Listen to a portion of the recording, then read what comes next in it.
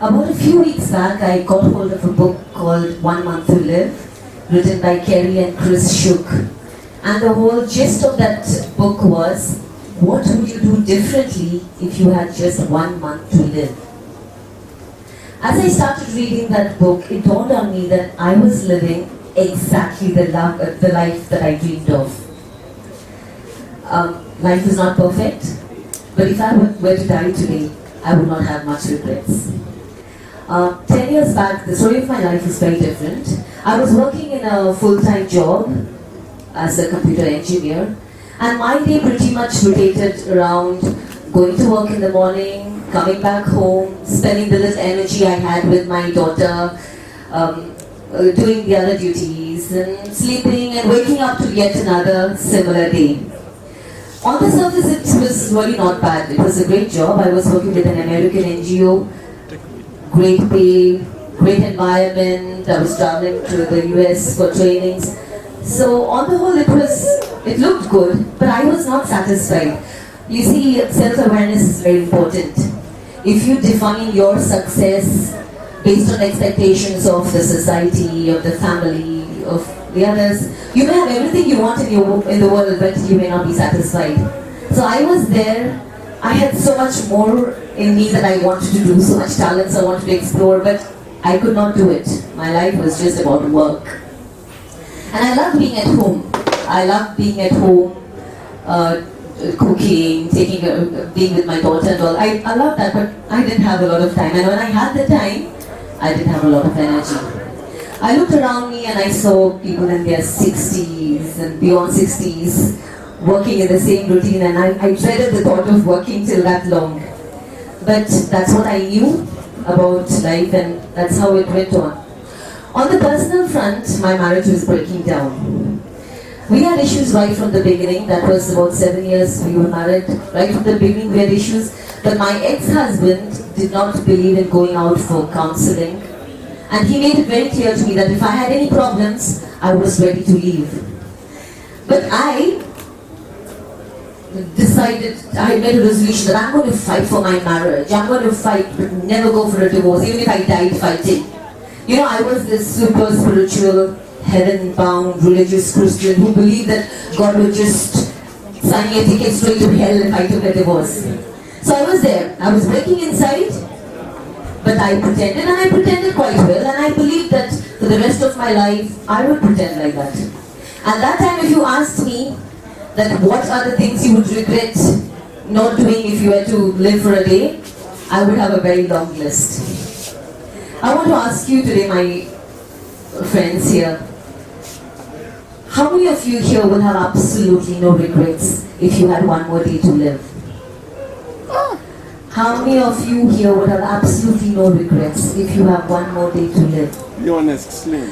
How many of you here would like your life to be a bit different? Maybe your entire life, or maybe some areas of your life.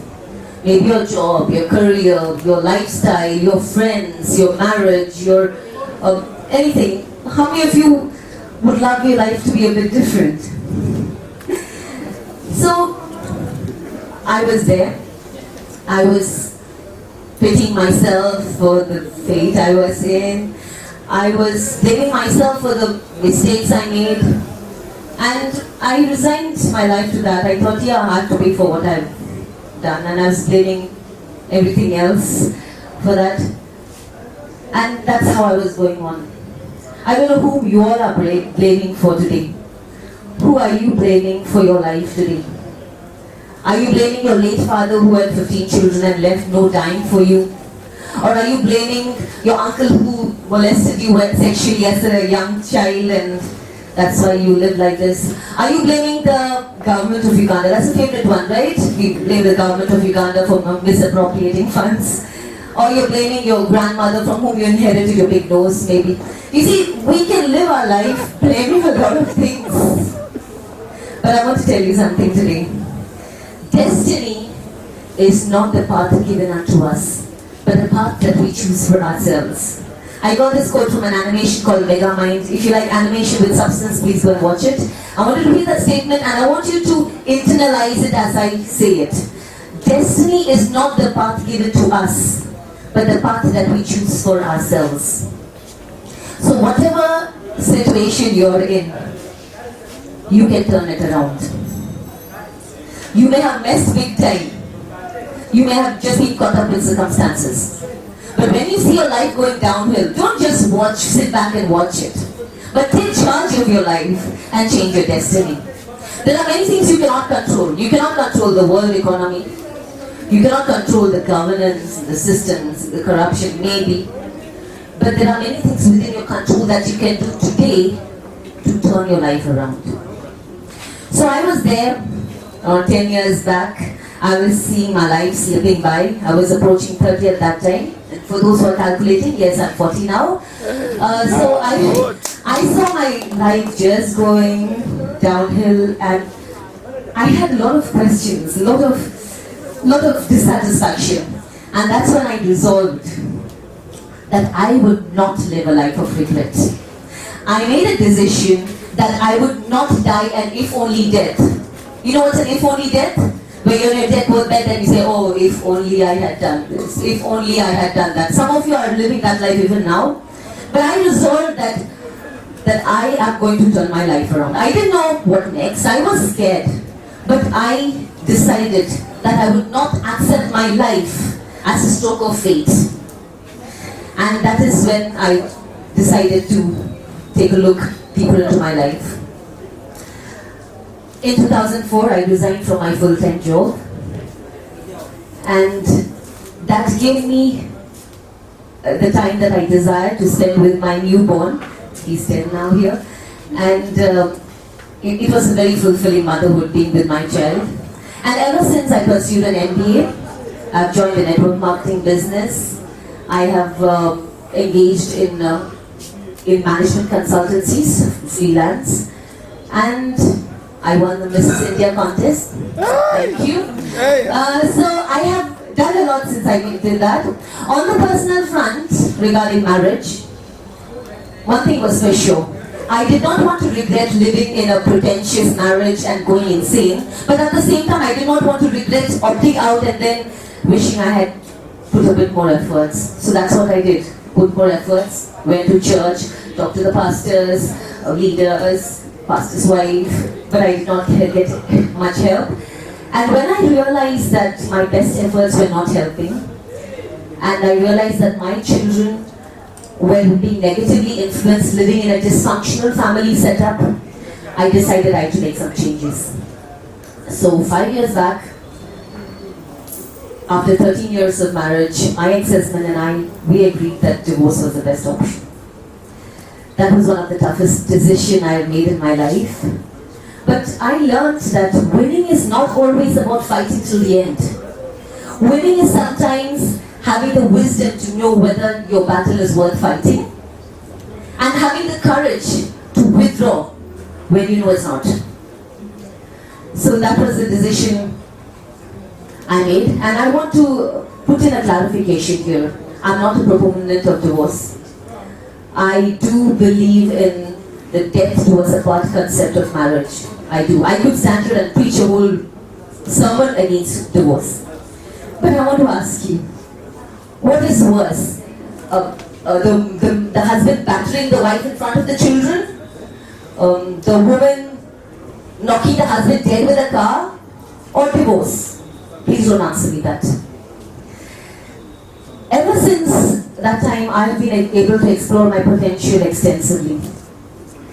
I have done painting, I've acted in 4 feature films, I've done a one music recording, I've acted in a music video, I've done a publication for my community, a community magazine. I have traveled quite some. I've conducted workshops, among the many other things.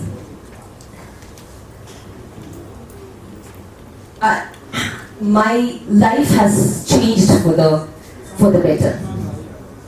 Today I have a husband, he's here with me, who loves me, who treats me like a queen.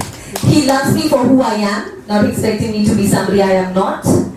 And he brings out the best in me. My children are happier today. There is always fun, joy and laughter in the home. And I'm no longer religious per se, but my faith in Jesus has never been stronger. I don't look at God as this ruthless dictator, but I look at him as a loving and caring father who does not take any pleasure in seeing his children suffer. Even if they call that suffering upon themselves, I realize that God loves us. Now you may ask, did I face any challenges? Of course I did. You know, being a single mother in a foreign land with no family around, that was very challenging.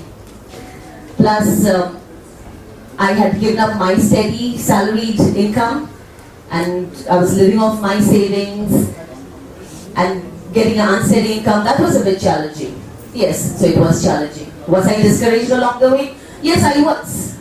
I was discouraged. If you deal a little bit with the systems in the Uganda courts of law, you will realize that it's very depressing. My parents had spent sleepless nights for what I went through. And most disheartening was the way of my friends treated me.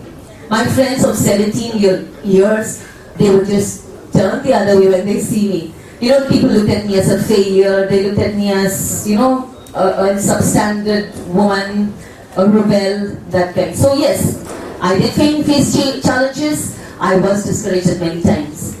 But you'll ask me, do I regret my decisions? No, thank you. Absolutely not. Even if you put a gun on my head, I would not want to go back to what I was. Today my life is much more happier than what it was. I went through the challenges, I went through the discouragements, but here I am today. You see, I may not have $1 million in my account, but I can wake up on a Monday morning, sipping coffee with the love of my life and watching the birds in my garden, while 70% of the adult population is starving to get to work. For me, that is luxury. I get to spend every weekend and every school vacation with my children. For me, that is success. That is my definition of success. I may not have traveled the whole world, but in the last 2 years, I've been on 4 continents and I'm still moving. I have not achieved all my dreams, but I have flown a private plane for a few minutes in Ohio. I have been on the top of the tallest building in the world. I have acted in 4 films, like I told you. I have ziplined, I have canoed, and I'm still growing strong. For me, life has just begun. I am absolutely unstoppable. That's what I say about myself. If somebody asks me, what do you do? I say, I live my life and I live it in abundance, without regrets. So, my dear friends, I want to leave you with a challenge today. Stop complaining. Stop blaming the whole world for your situation. Whatever you are going through, it's never too late, and it's definitely not too early for you to take charge of your life. Only you can put a limit to what you can achieve in your life. And you will see a change in your life when you go beyond that limit, with that, your limiting belief. Do not wait to be diagnosed with some terminal sickness for you to reorganize your life and explore your potential and pursue your dreams. Don't wait for that. My dear friends, it's only you whom you can blame. On your deathbed, for the life you have led, it's only you whom you can blame. So today my challenge to you, my dear friends, is take charge of your life today and change your destiny. Thank you very much.